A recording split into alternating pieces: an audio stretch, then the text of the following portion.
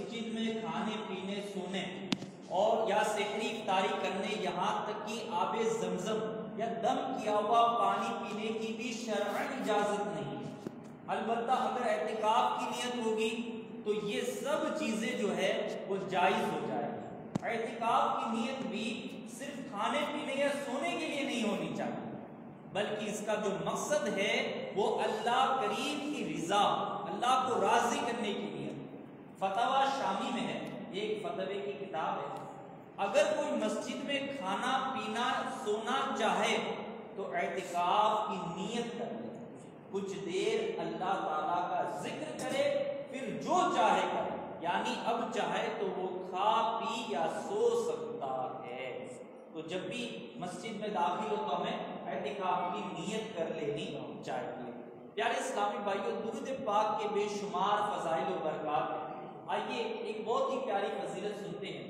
کعبے کے بدر الدجا، سرکار مدینہ قرار قلب و سینہ صلی اللہ تعالی علیہ وآلہ وسلم کا فرمانے عالی شان ہے، قیامت کے دن لوگوں میں سب سے زیادہ میرے قریب وہ شخص ہوگا جو سب سے زیادہ مجھ پر درود شریف پڑھتا ہوگا۔ بظاہر یہ درود پاک کی فضیلت جو ہے وہ ایک لائن میں ہے، ایک کلمے میں، ایک جملے میں، لیکن اس کے پیچھے کا جو انعام ہے، ریوارڈ ہے، وہ کمال ہے۔ اللہ ذرا سوچئے، قیامت کا دن جو ہے نا، یہ بڑا مشکل دن ہوگا، بڑا ٹینشن، بڑا آزمائش والا دن ہوگا، اس کو ڈے آف ججمنٹ کہا گیا۔ اللہ، بڑی مصیبتوں کا دن ہوگا، تانبے کی زمین ہوگی، سورج سوا میل پر گرمی برسا رہا ہوگا، اور لوگ آئے پیاس کی صدائیں بلند کر رہے ہوں، ایسی شدت بڑی ماحول ہوگا قیامت کا وہ دن۔ آپ ذرا اس کو ایگزامپل سے سمجھے، گرمی، قیامت کی جو گرمی ہوگی بڑی شدت والی ہوگی، اور صرف گرمی کا ہی وہاں پہ ہوتا معاملہ تب بھی صحیح تھا، تب بھی ٹینشن والا تھا، لیکن نہیں، گرمی کے ساتھ ساتھ حساب و کتاب، زندگی بھر کے نامہ اعمال ہاتھ میں دے دیے جا رہے ہیں، پڑھنے کا یہ آپ اس کو ایگزامپل کے ساتھ یوں سمجھے کہ دنیاوی معاملات، اگر ہمیں دنیا میں گرمی کا جیسے سیزن ہوتا ہے تو گرمی میں بندہ پریشان ہو جائے، گرمی کا ماحول ہو اور گرمی سے تھکا ہارا گھر پہ آئے اور اس کو ایک ساتھ چند سوالات کرنا شروع کر دیے جائے کہ بھائی کہاں تھے، کیا کر رہے تھے، کیا ہو رہا تھا، تو کہے گا بندہ ارے میں گرمی سے آیا ہوں، تھوڑا سانس لینے دیجیے، بیٹھنے دیجیے، یہ سوال کرنے کا وقت نہیں ہے۔ اللہ، یہ دنیاوی گرمی کا حال یہ ہے کہ بندہ بیان کرنے سے عاجز ہوتا ہے، جواب دینے سے پریشان ہوتا ہے، لیکن وہ قیامت کا دن ہوگا جس میں ایک تو شدت بڑی گرمی ہوگی اور ایک دو دن اور چند سوال کے جواب نہیں بلکہ ساری زندگی کے نامہ اعمال ہاتھ میں دے دیا گیا ہوگا اور ساری زندگی کے سوال و جواب دے دیا۔ اس وقت کی کیفیت کو غور کیجیے، اللہ۔ لیکن آقا کریم کی پیاری یہ حدیث پاک بڑی دلاسا دیتی ہے۔ آقا فرماتے قیامت کے دن لوگوں میں سب سے زیادہ میرے قریب وہ شخص ہوگا جو سب سے زیادہ دنیا میں مجھ پر درود شریف پڑھتا ہے۔ قیامت کے دن وہ کون سی شخصیت ہوگی جنہیں بخشوانا ہے، جنہیں شفاعت کرانی ہے، وہ ایک ہی شخصیت ہوگی جو ہماری بگڑی کو بنانا، وہ پیارے آقا مدینے والے مصطفیٰ صلی اللہ علیہ وسلم کی ذات پاک ہے۔ وہ آقا علیہ الصلوۃ والسلام ہی تو ہے۔ اعلیٰ حضرت کیا خوب فرماتے ہیں، ٹھنڈا ٹھنڈا میٹھا میٹھا پیتے ہم ہیں پلاتے یہ اللہ۔ آقا علیہ الصلوۃ والسلام ہی تو جام کوثر پلانے ہیں، اور یہ جام بھی کیسا ہوگا؟ اگر یہ جیسے ابھی ٹھنڈی کا موسم میں گرمی نہیں ہے، لیکن ابھی تک ہم نے کتنے پانی کے گلاس پی ڈالے ہیں صبح سے لے کر ابھی تک، لیکن جام کوثر کوئی سوچے گا کہ ایک بار اگر مل گیا ہمیں آقا علیہ الصلوۃ والسلام کے، پھر تو بڑا کراؤڈ ہوگا، بڑا رش ہوگا، پھر دوبارہ کے لیے کتنی کوشش کرنی پڑے گی۔ نہیں، حدیث پاک کے الفاظ ہے، جس نے ایک بار جام کوثر پی لیا وہ کبھی پیاسا کتنا پیارا ہے۔ آقا فرماتے ہیں، آقا اعلیٰ حضرت ٹھنڈا ٹھنڈا میٹھا میٹھا پیتے ہم ہیں پلاتے ہیں۔ تو یہ آقا علیہ الصلوۃ والسلام کی وہ ذات پاک ہوگی جو قیامت کے دن ہمارے بیڑے کو پار کرے۔ تو ان کے قریب ہونے کے لیے وہاں تو بہت سارا کراؤڈ ہوگا، بہت سارا رش ہوگا، سب چاہیں گے کہ کوئی کہ میں آقا کے قریب ہو جاؤں، آقا کے قریب ہو جاؤں، تو یہ فضیلت پانے کا بڑا آسان طریقہ حضور ہی نے فرما دیا۔ سچے نبی کا سچا فرمان، قیامت کے دن لوگوں میں سب سے زیادہ میرے قریب وہ شخص ہوگا جو سب سے زیادہ دنیا میں مجھ پر درود شریف پڑھتا ہوگا۔ صلو علی الحبیب محمد صلی اللہ علیہ وسلم۔ تو مجھے اور آپ کو چاہیے درود پاک کا معمول بنانا چاہیے، اس کا خصوصیت کے ساتھ اہتمام ہونا چاہیے۔ ہمارے دیگر شیڈیول کی طرح ہمارے شیڈیول میں درود پاک کا بھی وقت شامل ہونا چاہیے کہ یہ وقت جو ہے یہ درود پاک پڑھنے کے لیے ہونا چاہیے، کیونکہ پیارے آقا کی اتنے امت پر احسانات ہے جس کو بلایا نہیں جا سکتا۔ یہ پیارے پیارے آقا کے لیے ہم درود پاک نہ پڑھ سکے، یہ تو ایک امت کے لیے سوچنے والی بات ہے۔ بہرحال ہمیں کثرت کے ساتھ درود پاک پڑھتے رہنا چاہیے، اس کا خوب اہتمام کرنا چاہیے اور اس کی برکتیں حاصل کرنی چاہیے۔ پیارے آقا مدینے والے مصطفیٰ صلی اللہ علیہ وسلم کا فرمان ہے، افضل العمل النیت الصادقہ، کہ سچی نیت سب سے افضل عمل ہے۔ اے عاشقان رسول، ہر کام سے پہلے اچھی اچھی نیتیں کرنے کی عادت بنانے کی، اچھی اچھی نیتیں عادت بنائیے کہ اچھی نیت جو ہے یہ بندے کو جنت میں داخل کر دیتی ہے۔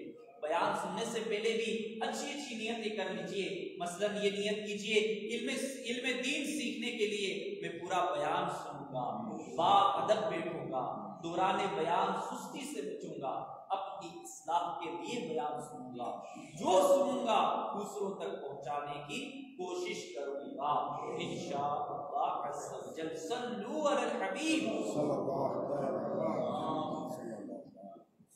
پیارے پیارے اسلامی بھائی، الحمدللہ ربیع الاخر کا پیارا پیارا مہینہ جاری ہے، اور اس مہینے کو سرکار بغداد حضور غوث پاک شیخ عبد القادر جیلانی رحمۃ اللہ تعالی علیہ سے نسبت، تو اسی مناسبت سے ہمارے آج کے بیان کا جو موضوع ہے، ٹاپک ہے، وہ ہے حضور غوث اعظم شیخ عبد القادر جیلانی رحمۃ اللہ تعالی علیہ کی عبادت و ریاضت۔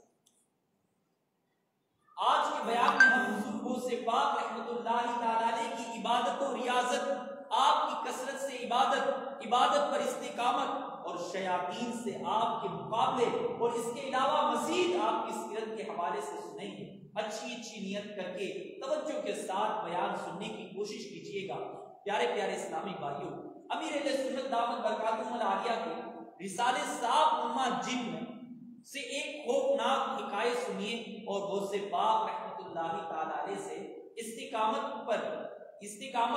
پر عقیدت سے سردنی۔ چنانچہ حضور شہنشاہ بغداد سرکار غوث پاک شیخ عبد القادر جیلانی رحمۃ اللہ تعالی علیہ فرماتے ہیں کہ ایک بار میں جامع منصور میں مصروف نماز پڑھ رہا تھا کہ سانپ آ گیا اور اس نے میرے سجدے کی جگہ پر سر رکھ کر منہ کھول دیا۔ اس سانپ نے سجدے کی جگہ پر منہ رکھ کر سر رکھ کر منہ کھول دیا۔ میں نے اسے ہٹا کر سجدہ کیا، مگر وہ میری گردن سے لپیٹ گئے۔ پھر وہ میری ایک آستین میں گھس کر دوسری آستین سے نکلا۔ نماز مکمل کرنے کے بعد جب میں نے سلام پھیرا تو وہ غائب ہو گیا، وہ سانپ جو تھا وہ غائب ہو گیا۔ دوسرے دن جب میں پھر اسی مسجد میں داخل ہوا تو مجھے ایک بڑی بڑی آنکھوں والا آدمی نظر آیا۔ میں نے اسے دیکھ کر اندازہ لگایا کہ یہ شخص انسان نہیں ہے بلکہ کوئی جنات۔ وہ جن مجھ سے کہنے لگا کہ میں آپ رحمت اللہ تعالی علیہ کو تنگ کرنے والا وہی سانپ ہوں۔ میں نے سانپ کے روپ میں بہت سارے اللہ تعالیٰ کے ولیوں کو آزمایا ہے، ان کا ایگزام لیا ہے، ان کو امتحان میں ڈالا، مگر آپ رحمت اللہ تعالی علیہ جیسا کسی کو بھی ثابت قدم نہیں تھا۔ پھر وہ جن آپ رحمت اللہ تعالی علیہ کے دست حق پرست پر تائب ہو گیا۔ آپ نے سنا کہ ہمارے مرشد کامل سرکار بغداد حضور شیخ عبد القادر جیلانی رحمت اللہ تعالی علیہ کی کیا شان، صاحب نماز کی حالت میں آپ کے سامنے آ گیا اور سجدے کی جگہ پر بیٹھ گیا، مگر آپ نماز پڑھ رہے۔ لیکن ایک ہماری نماز ہے کہ نماز میں ہم جسمانی طور پر تو مسجد میں ہوتے ہیں مگر ذہن ہمارا کہیں اور ہو۔ کاروبار میں الجھا ہوتا ہے، کسی کا دھیان جو ہے وہ اپنے کام کی طرف ہوتا ہے، وہ اپنے گھریلو مسائل میں ڈوبا ہوا ہوتا ہے. کاش ہمیں بھی خشوع و خضوع سے نماز پڑھنے کی توفیق نصیب ہوتی.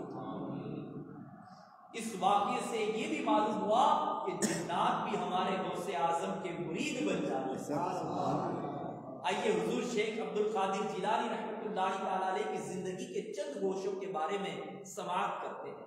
بدقسمتی کے ساتھ ہمارے بچوں کو کرکٹر، فٹ بالرز، یہ فلم سٹار، اداکاروں کے تو مطلب نام معلوم ہوتے ہیں، ان کے باپوں کے بھی نام معلوم ہوتے ہیں، کتنی معاذ اللہ فلمیں بنائی یہ معلوم ہوتی ہے. لیکن بدقسمتی اس میں ماں باپ کی بھی ہے کہ ان کے پاس علم نہیں، وہ کیا بچوں کو ٹرانسفر کریں. اللہ، یہ کتنی مطلب کہ ایک چوٹ لگانے والی بات ہے کہ ہم کہلاتے تو غوث پاک کے مرید ہیں، کہلاتے تو قادری ہے، کہلاتے تو ایک عاشق کے غوث اعظم ہے، 11ویں منانے میں پہلے رہتے ہیں، لیکن اس 11ویں والے کا صحیح معنوں میں نام نہیں معلوم، 11ویں والے کی سیرت نہیں معلوم. جب ہمیں ان کی ہسٹری اور لائف سٹائل ہی نہیں معلوم ہے تو ہم ان کے مطابق زندگی کیسے گزاریں گے. آج جماہیر ان کی محبت میں ہوئے ہیں، آج جانتے ہیں کہ ان کا مقام و مرتبہ بلند ہے، لیکن کبھی یہ سوچنے کی ہمت یا غور و فکر نہیں ہوئی کہ اللہ نے ان کا اتنا بڑا مقام و مرتبہ کیوں کر دیا، انہوں نے اس سے کون سے کام انجام دیے جو اللہ کی بارگاہ میں سے محبوب ہو. میں بھی چاہتا ہوں کہ میں بھی اللہ کی بارگاہ میں محبوب بن جاؤں. تو کیا مجھے اور آپ کو نہیں چاہیے کہ ہم اس پیارے غوث اعظم رحمت اللہ تعالی علیہ کی سیرت پاک پڑھیں، ان کے مطالعہ کریں، اور ہم بھی ان کے جیسی زندگی گزارنے کی کوشش کریں کہ اللہ تعالیٰ ان کے فیض، ان کے صدقے، ان کے توسل سے ہمیں بھی ایسا عاشق رسول، ایسا اللہ تعالیٰ کا نیک بندہ بنا. حضرت غوث الاعظم شیخ عبد القادر جیلانی رحمت اللہ تعالی علیہ کی جو ولادت باسعادت ہے، برتھ جو ہے ان کی، یہ 1 رمضان سینہ 470 ہجری جمعۃ المبارک کو جیلان میں.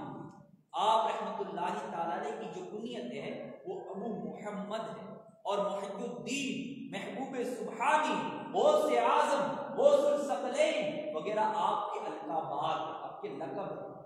آپ رحمت اللہ تعالی علیہ کے جو والد بزرگوار کا نام جو ہے وہ حضرت ابو صالح موسیٰ جنگی دوست، اور والدہ محترمہ کا نام ام الخیر فاطمہ ہے.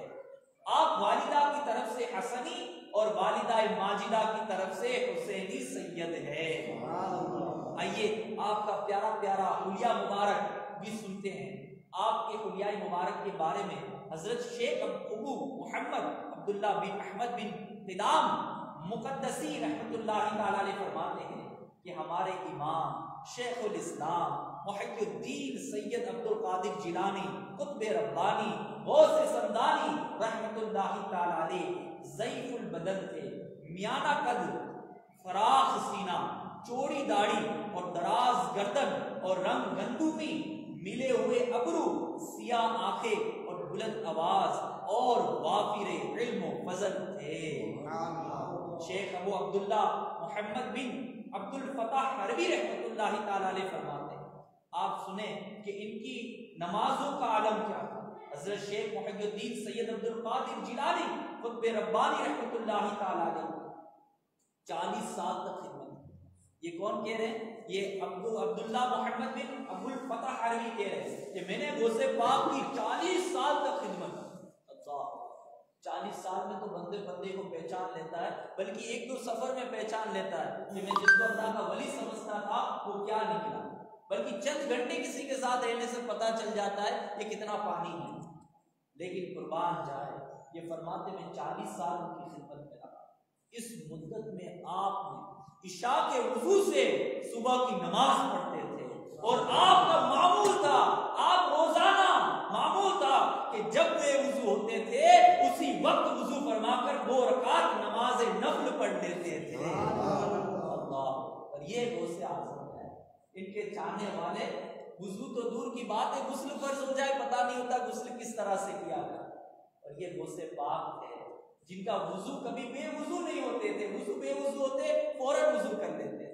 40 سال سے جب کی خدمت میں رہنے والا بیان کرتا کہ غوث پاک کو دیکھا گیا کہ عشاء کے وضو سے نماز فجر پڑھ رہے. اللہ، کیسی پیاری عبادت ہے. پیارے پیارے اسلامی بھائیو، آپ نے سنا کہ ہمارے غوث پاک کا معمول تھا کہ آپ جب بھی وضو فرماتے تو 2 رکعت نفل پڑھ لیتے. حدیث پاک میں وضو کے بعد 2 رکعت نفل پڑھنے کی فضیلت آئی. اس پیاری حدیث پاک کو آج میں اور آپ سنیں.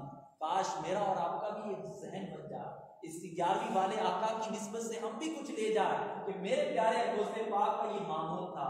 کیا ہی اچھا ہو، میں قادری کہلاتا ہوں، قادریوں کو ندا دی جائے گی، اس وقت میں یہ قادری غوث پاک کا مرید، انہی کی سیرت پر عمل کرنے والوں میں میرا بھی نام ہو جائے.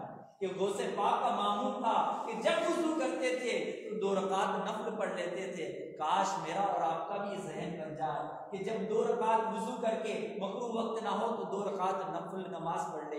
آئیے سچے آقا کی سچے زبانی فضیلت بھی سنتے ہیں. وضو کے بعد 2 رکعت پڑھنے کی کیا فضیلت ہے. ایک بار حضور اقدس صلی اللہ علیہ وسلم نے حضرت بلال رضی اللہ تعالیٰ عنہ سے ارشاد فرمایا، اے بلال، کیا سبب ہے کہ میں جنت میں تشریف لے گیا تو تم کو آگے آگے جاتے دیکھا. اللہ اکبر. کون کہہ رہا ہے؟ کونین کے والی مؤذن رسول اللہ سے کہہ رہے ہیں کیا وجہ ہے کہ جنت میں آگے آگے تم کو جانا. عرض کی یا رسول اللہ صلی اللہ علیہ وسلم، میں جب بھی وضو کرتا ہوں 2 رکعت نفل پڑھ لیتا ہوں. فرمایا یہی سبب ہے. آقا نے تصدیق بھی فرمائی. اللہ اکبر. آقا تو علم غیب رکھتے ہیں نا. آقا نے فرمایا یہی سبب ہے کہ تم جنت میں آگے آگے جاتے دیکھا. اللہ، اس روایت سے معلوم ہوا کہ تحیت الوضو یعنی وضو کے بعد جو 2 رکعت مکروہ وقت نہ ہو تو یہ پڑھنا، یہ ادا کرنے کی بہت بڑی فضیلت ہے. آپ بھی نیت کر لیجیے نا کہ جب بھی وضو کریں گے اگر مکروہ وقت نہ ہو تو 2 رکعت نماز تحیت الوضو ادا کر لے. انشاءاللہ بڑا اجر و ثواب کا خزانہ ہاتھ آئے گا. صلو علی الحبیب صلی اللہ علیہ وسلم. پیارے پیارے اسلامی بھائیو، حضور غوث پاک رحمت اللہ تعالی علیہ بہت ہی زیادہ عبادت و ریاضت اور قرآن مجید کی تلاوت کرتے. جی ہاں، بڑے قرآن کے عاشق ہوا کرتے ہیں. چنانچہ منقول ہے کہ حضور غوث الثقلین رحمت اللہ تعالی علیہ 15 سال تک رات بھر میں ایک قرآن پاک ختم کرتے ہیں. 15 سال تک روزانہ رات میں ایک قرآن پاک ختم کرتے. اسی طرح یہ بھی منقول ہے کہ آپ رحمت اللہ تعالیٰ نے روزانہ 1000 رکعت نفل ادا فرماتے. اللہ، روزانہ 1000. ایسا نہیں کہ قرآن تو رات کو پڑھ لیا آپ کیا نوافل پڑھ رہے ہیں. روزانہ دن میں 1000 نوافل، رات کو قرآن ایک بارہ، پورا ایک قرآن. پیارے اسلامی بھائی، ہو سکتا ہے شیطان سب کے ساتھ لگا ہوگا. ہو سکتا ہے کہ کسی کو ذہن میں یہ سوال پیدا ہو کہ ہم تو جب بھی عبادت کرنے لگتے ہیں تو کچھ ہی دیر میں تھک جاتے ہیں، نیز ہمارا دل بھی پوری طرح عبادت میں نہیں لگتا اور خشوع و خضوع حاصل نہیں ہوتا، دل نہیں جمتا. لیکن یہ بزرگان دین رحم اللہ المبین اتنی زیادہ عبادتیں کیسے کیا کرتے ہیں اللہ، اور ان کے دلوں میں عبادت کا اتنا ذوق و شوق کیسے پیدا ہو جاتا. تو اس کا جواب یہ ہے کہ نیک بندوں کے لیے، نیک بندوں کے جو دل ہوتے ہیں یہ محبت الہی اور تقوی سے آباد ہوتے ہیں. یہ اپنے دلوں سے دنیا کی محبت نکال دیتے ہیں. ان کی روحیں ذکر الہی کے بغیر بے چین اور بے قرار رہتی ہیں. اس لیے وہ ہر لمحہ یاد الہی میں مگن رہتے ہیں. اور بندے کو یہ مقام عبادت و ریاضت میں سخت محنت کرنے سے حاصل ہوتا. بزرگان دین کی سیرت کا آپ کبھی جائزہ لیں گے تو پتا چلتا ہے کہ وہ خدا کا قرب حاصل کرنے اور دنیا کی محبت کو دل سے نکالنے کے لیے بہت سختیاں جھیلتے تھے، بڑی ریاضتیں کرتے تھے، بڑی تکلیفیں اٹھاتے تھے، بڑی مشقتیں کرتے تھے، تب جا کے ان کو کچھ مقام ملتا تھا. یہ غوث پاک رحمت اللہ تعالیٰ نے کی 11ویں منانے والے سنے غور سے کہ ہمارے حضور غوث پاک کا ایسا مرتبہ کیسے ہوا. اللہ اکبر. سرکار مقدار حضور غوث پاک شیخ عبد القادر جیلانی رحمت اللہ تعالی علیہ فرماتے ہیں میں کرخ کے جنگلوں میں برسوں رہا، درخت کے پتوں اور بوٹیوں پر میرا گزر ہوتا، مجھے پہننے کے لیے ہر سال ایک شخص صوف یعنی اون کا ایک کپا دے جاتا تھا جس کو میں پہنا کرتا تھا. میں نے دنیا کی محبت سے نجات حاصل کرنے کے لیے 1000 جتن کیے، میں گمنام رہا. میری خاموشی کے سبب لوگ مجھے گونگا، نادان اور دیوانہ کہتے تھے. میں کانٹوں پر ننگے پاؤں چلتا تھا، خوفناک آروں اور بھیانک وادیوں میں بے جھجک داخل ہو جاتا تھا. دنیا بن سور کر میرے سامنے ظاہر ہوتی، مگر الحمدللہ میں اس کی طرف توجہ نہ کرتا. میرا نفس کبھی میرے آگے عاجزی کرتا کہ آپ کی جو مرضی ہوگی وہ میں کروں گا، اور کبھی مجھ سے لڑتا تھا. اللہ پاک مجھے اس پر جیت نصیب کرتا تھا. میں مدتوں مدائن کے بیابانوں میں رہا اور اپنے نفس کو مجاہدات میں لگاتا رہا. 1 سال تک گری پڑی چیز کھاتا اور بالکل کھانا اور بالکل پانی نہ پیتا. پھر 1 سال صرف پانی پر گزارا کرتا اور گری پڑی چیز یا کوئی اور غذا نہ کھاتا. پھر 1 سال بغیر کچھ کھائے پیے فاقے سے گزارتا. مجھ پر سخت آزمائشیں آتی. ایک بار سخت سردی کی رات میں میرا یوں ایگزام لیا گیا کہ بار بار آنکھ لگ جاتی اور مجھ پر غسل فرض ہو جاتا. میں فوراً نہر میں آ جاتا اور غسل کرتا. اس طرح ایک رات میں 40 بار میں نے غسل کیا. ایک غسل پاک کی بات اجازت ہے، عبادت کی مشقت ہے. کیسا اللہ تعالیٰ کا قرب ان کو پانے کے لیے کوششیں کرتے ہیں. اللہ کی محبت، اللہ کی معرفت کے لیے انہوں نے کتنی کوششیں کرتے ہیں. کسی بھی حال میں مجھے اللہ کی محبت مل جائے، کوئی ایسا سبب بن جائے کہ اللہ مجھ سے راضی ہو جائے. یہ کتنی عبادتیں کیا کرتے تھے، کتنی کیا کرتے تھے. آج ہم ہیں کہ 2 رکعت پڑھ کے اپنے آپ کو کیا سمجھ گئے. اول تو پڑھتے ہی نہیں ہیں، سستی. یہ دیکھیں اللہ کا ذکر نہیں ہوتا تھا تو یہ اللہ کے ولی بے چین ہو جاتے تھے کہ اللہ کا ذکر یہ زبان نہیں کرتی. آج ہم ہیں کہ ذکر تھوڑی دیر زیادہ ہو جائے تو ٹائم دیکھنے لگتے ہیں. یہ کیا ہوگا؟ اللہ مسجد میں تھوڑی دیر زیادہ بیٹھ جائے تو سانس اٹھنے لگتی ہے. کیا ہو گیا، کہاں بیٹھ گیا؟ آج ہمارے حال تو یہ اور کہلاتے ہیں عاشق اللہ. حضرت علامہ امام شارانی رحمۃ اللہ تعالیٰ علیہ طباقات قربہ کتاب میں حضرت غوث اعظم رحمۃ اللہ تعالیٰ علیہ کا یہ ارشاد گرامی ہے. ابتداء مجھ پر بہت سختیاں رکھی گئی غوث اعظم کرنا، اور جب سختیاں انتہا کو بہت زیادہ سختیاں تو میں عاجز آ کر زمین پر لیٹ گیا اور میری زبان پر قرآن پاک کی 2 آیتیں مبارکہ جاری. ترجمہ کنز ایمان. تو بے شک دشواری کے ساتھ آسانی، بے شک دشواری کے ساتھ آسانی ہے. الحمدللہ ان آیت کی برکت سے وہ تمام سختیاں مجھ سے دور ہو گئی. پیارے پیارے اسلام بھائی، آپ نے سنا کہ ہمارے غوث اعظم رحمۃ اللہ نے اپنے رب کریم کا قرب پانے اور اپنے نانا جان رحمت عالمیان صلی اللہ علیہ وسلم کو خوش فرمانے، نفس و شیطان پر غالب آنے، دنیا کی محبت سے پیچھا چھڑانے، گناہوں کے امراض سے خود کو بچانے، مخلوق خدا کو راہ راست پر لانے، مبلغ کا شرف پانے، نیکی کی دعوت کی دنیا میں دھوم مچانے اور بے شمار کفار کو دامن اسلام میں داخل فرمانے کے لیے سالہ سال تک جد و جہد فرمائی. خیر ہم حضور غوث پاک کی طرح مجاہدات کو کرنے سے مگر ہمت ہارے بگے تھوڑی بہت کوشش تو کر سکتے ہیں. تھوڑی بہت تو عبادت ریاضت میں پریکٹس اور استقامت کے ساتھ کوشش کر سکتے ہیں کہ کسی ایسا سبب ہو جائے. اللہ غوث پاک کا مقام اللہ کی بارگاہ میں بہت بلند ہے. کتنی انہوں نے عبادت کی ریاضت. ان کا اللہ کی بارگاہ میں ایسا مقام تھا کہ حضرت شیخ محی الدین سید عبد القادر جیلانی قطب ربانی رحمۃ اللہ تعالیٰ فرماتے ہیں ایک دن جنگل میں بیٹھا ہوا فقہ کی کتاب، مسئلے مسائل کی کتاب کا مطالعہ کر رہا تھا، ریڈ کر رہا تھا کہ ہاتھی پہ غیر سے آواز اصول علم فقہ اور دیگر علوم کی طرف کے لیے کچھ رقم لے کر کام چلا. آپ فرماتے کہ میں نے کہا کہ تنگی کی حالت میں کس طرح سے قرض لے سکتا اللہ، جبکہ میرے پاس ادائیگی کے لیے کوئی صورت نہیں ہے، میں کیسے کسی سے قرض لوں؟ میرے پاس آگے کوئی ایسی صورت نظر نہیں آتی کہ میں اس کو لوٹا پاؤں گا. تو آواز آئی تم قرضہ لو، ادائیگی ہمارے سے. یہ سن کر میں نے کھانا فروخت کرنے والے سے جا کر کہ میں تم سے اس شرط پر معاملہ کرنا چاہتا ہوں کہ جب مجھے خداوند کریم سہولت عطا فرما دے تو میں تمہاری رقم ادا کروں.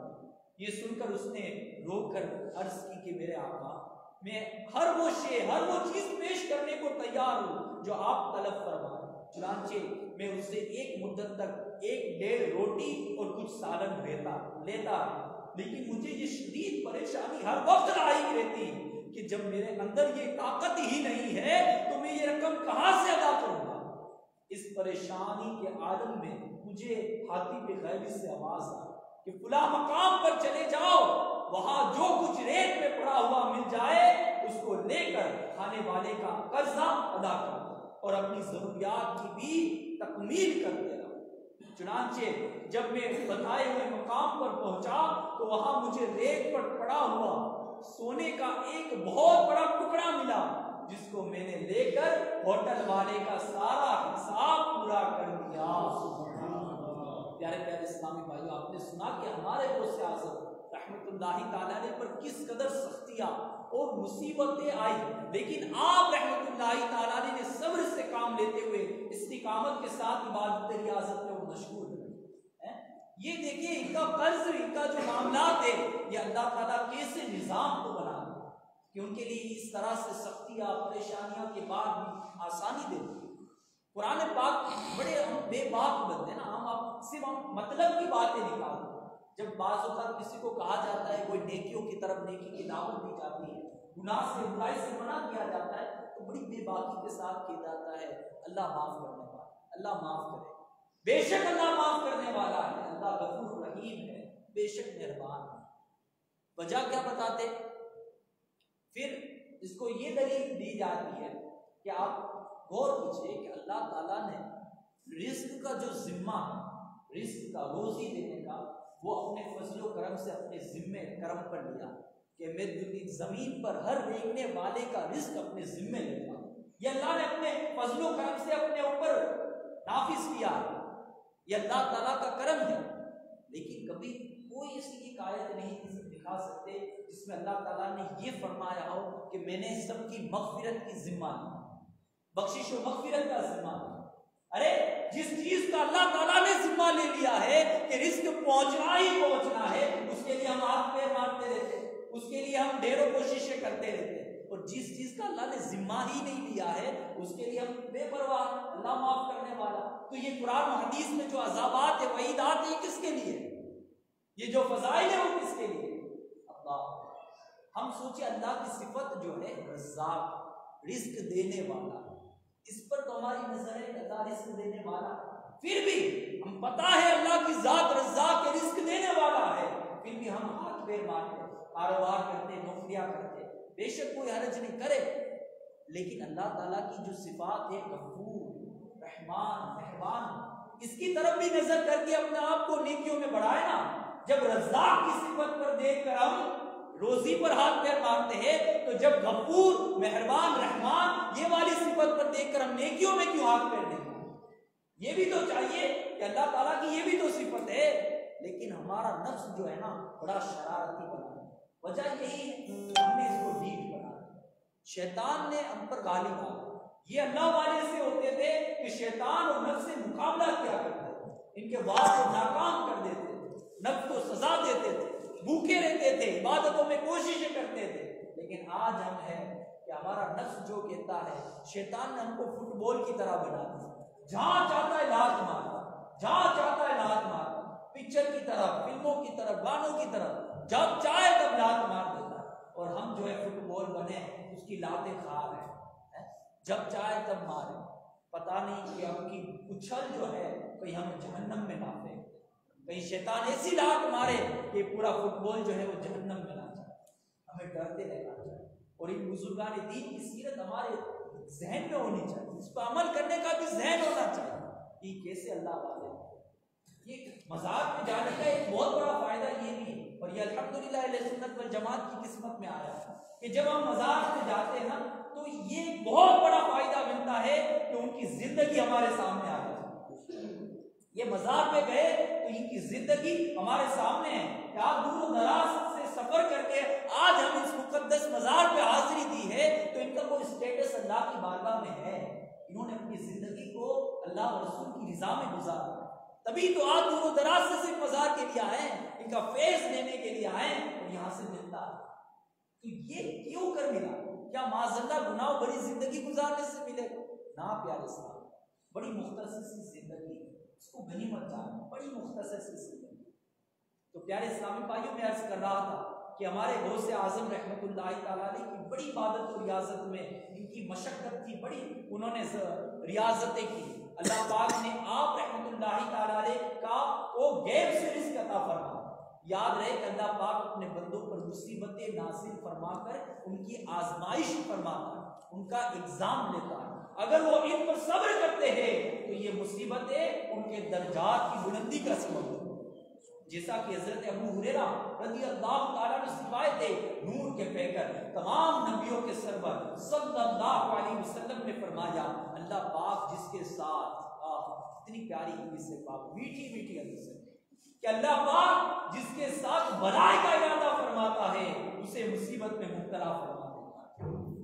آج ہم پہ مصیبت آتی ہے تو پریشان ہو جاتے ہیں، ارے یہ حدیث پاک سنیں، اللہ جس کے ساتھ بھلائی کا ارادہ فرماتا ہے اس کو مصیبت دیتا ہے۔ اگر مصیبت آئی ہے تو اس حدیث پاک کو سوچ کے صبر کر لے کہ اللہ نے ہو سکتا ہے میرے ساتھ بھلائی کا ارادہ فرمایا، میرے ساتھ خیر کا بھلائی کا ارادہ فرمایا، کیونکہ یہ سچے نبی کا سچا فرمان ہے۔ حضرت سہیب رومی رحمۃ اللہ تعالیٰ سے روایت ہے کہ حضور پاک صاحب لولا صلی اللہ علیہ وسلم نے ارشاد فرمایا، مومن کے جو معاملے پر تعجب ہے کہ اس کا جو سارا معاملہ ہے وہ بلائی پر مشتمل ہے، اور یہ صرف اسی مومن کے لیے ہے جسے خوشحالی حاصل ہوتی ہے، تو وہ شکر کرتا ہے کیونکہ اس کے حق میں یہی بہتر ہے، اور اگر کم دستی پہنچتی ہے تو صبر کرتا ہے اور یہ بھی اس کے حق میں بہتر ہے۔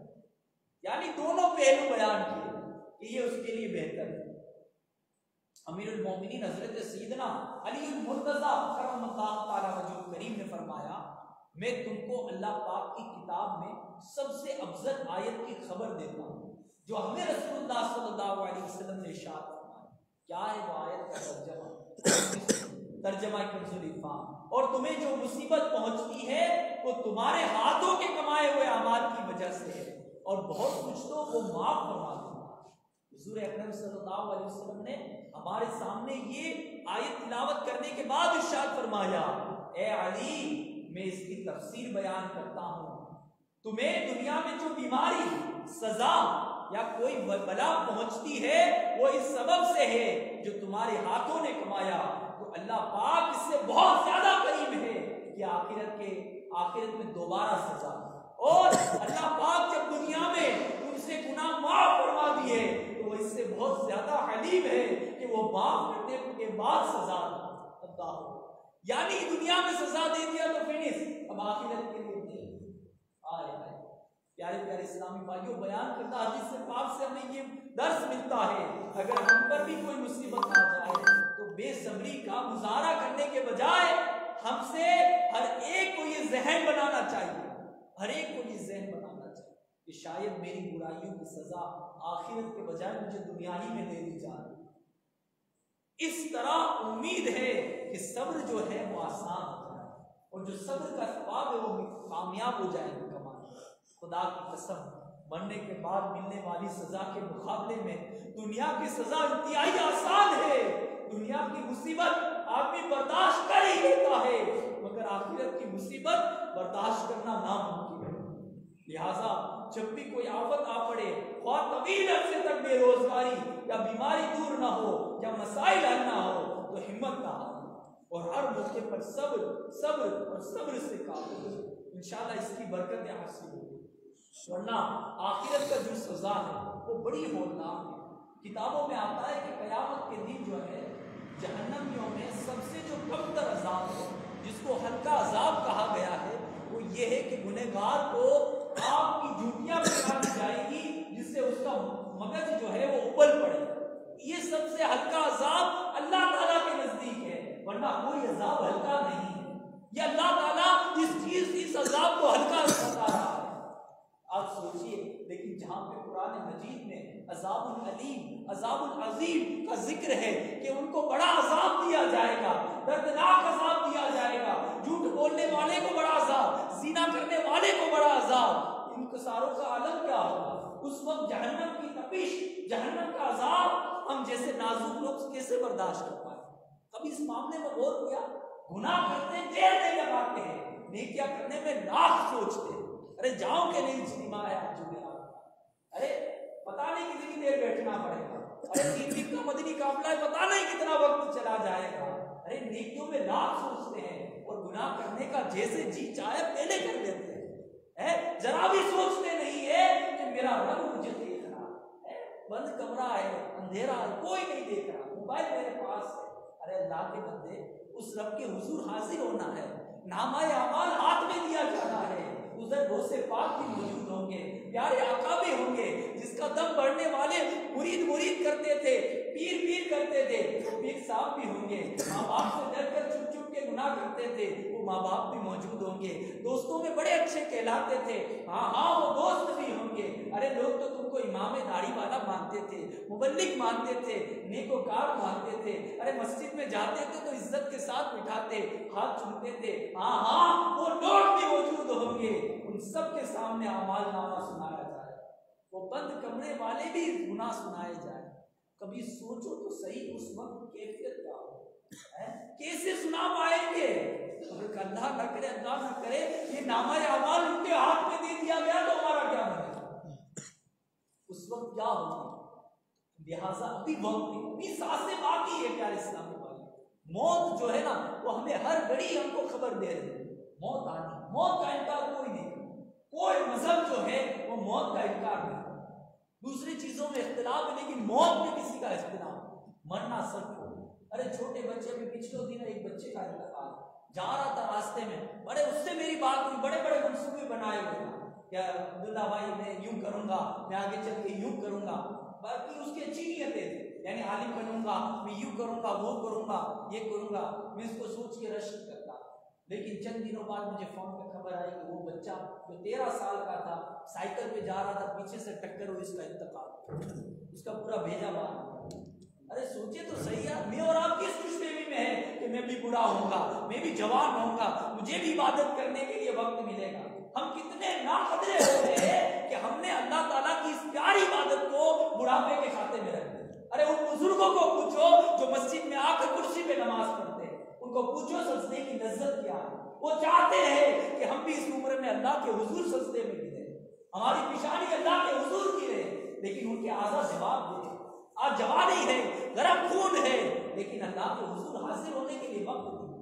ہم نے سجدے رکوع کو اس وقت کے لیے رکھ دیا ہے جب کمر جواب دے دے، جب کمر جھکنے سے عاجز ہو جائے، جب آپ کے کمزور ہو جائے، تب ہم نے قرآن پاک کو وقت دینے کے لیے رکھا۔ ہمارا حال تو یہ ہے، ارے اور کہلاتے مسلمان ہیں، پھر بتاتے ہیں کہ ملک کے حالات خراب ہیں، مسلمانوں پہ آپ ہوتے ہیں۔ ارے اللہ کے بندوں، کبھی اپنے گریبان میں جا کے دیکھا کہ ہماری کمزوری کیا ہے، ہمارا ایمان کمزور کتنا ہے؟ آج مجھے اور آپ کو اللہ تعالیٰ کی نافرمانی دیکھ کر کبھی غصہ آیا؟ ارے ہمارا کوئی خراب کر دے، ہمارے باپ کو برا بلا کہہ دے تو ہمیں غصہ ضرور آتا ہے، لیکن جب اللہ اور رسول کی نافرمانی دیکھے تو کبھی ہمیں غصہ آیا؟